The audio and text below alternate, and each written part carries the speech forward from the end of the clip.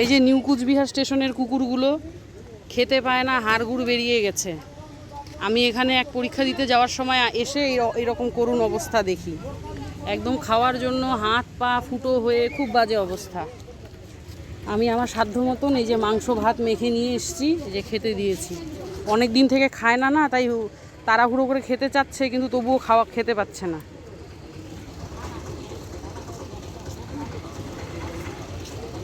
এই যে এই বাচ্চাটা না খেতে পেরে নার্ভের প্রবলেম হয়ে গেছে, ডিস্টেম্পারের মতন।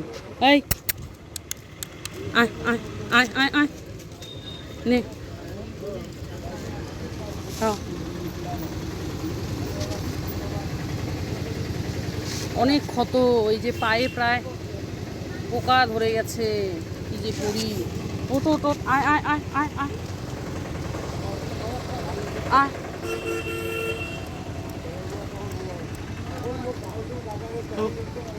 খায় একা তো আমার পক্ষে আসা সম্ভব না। কেউ যদি অন্তত পক্ষে একদিন করে যদি এসে এদেরকে বিস্কুট হোক, ভাত হোক, যেটা পারবে যদি এসে খাওয়ায়, তাহলে বাচ্চাগুলোর জীবনটা বেঁচে যায়। আমি আমার বাড়ির আশেপাশে 50টা কুকুরকে অলরেডি ফিড করাই। বাড়িতে 17টা কুকুর, বাড়ির বাইরে প্রায় 12 জন। মানে রোজ 70 থেকে 75 জনের রান্না করি। তো আমার পক্ষে এতটা দূর এসে রোজ কন্টিনিউ করা টাকা পয়সারও ব্যাপার। আমি একজন স্টুডেন্ট, ওই টিউশন করে যতটুকু পাই অতটুকু দিয়ে ওদের জন্য করি। কেউ যদি আপনারা সহৃদয়তা দেখিয়ে অন্ততপক্ষে একদিনের খাবারের যদি ওদের ব্যবস্থা করেন নিজেরা এসে, কারো আশা করে থাকলে সেটা কোনো দিনও সাকসেসফুল হবে না। নিজেরা এসে যদি অন্ততপক্ষে একদিনের খাবারও যদি দেন, তাও ওরা বেঁচে যায়। এই যে ওর পায়ের অবস্থা।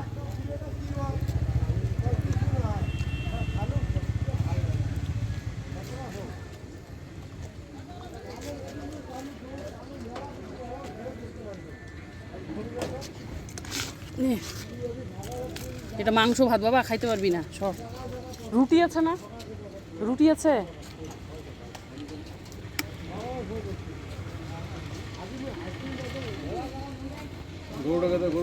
গরু মাংস ভাত খাইতে পারবে না। হ্যাঁ, গরুগুলোও ক্ষুধার্ত। মানুষ গরু পালে, খাওয়াতে পারে না, ছেড়ে দেয় জন্মের নামে, যে বাইরে বাইরে এসে খাবে আর বাড়িতে আসার সাথে সাথে দুধটা কেড়ে নিব। কি করুণ অবস্থা, মাথার হাড় গুড় সব বেরিয়ে গেছে।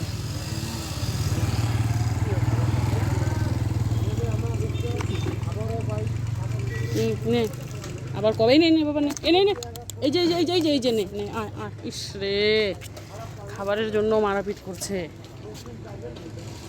কি করবে, আজকে খেতে পারলো, আবার কবে পাবে না পাবে তো কোনো ঠিক নাই। ওই জন্য শরীর চলছে না, তবুও মারপিট করছে। খাও মা, খাও খাও। কি করবো রে, আমি তো অপারক। খায় না বাবা, এটা মাংস ভাত খায় না। বিস্কুট কেন তো, বিস্কুট নিয়ে আসো তো, বিস্কুট নিয়ে আসো।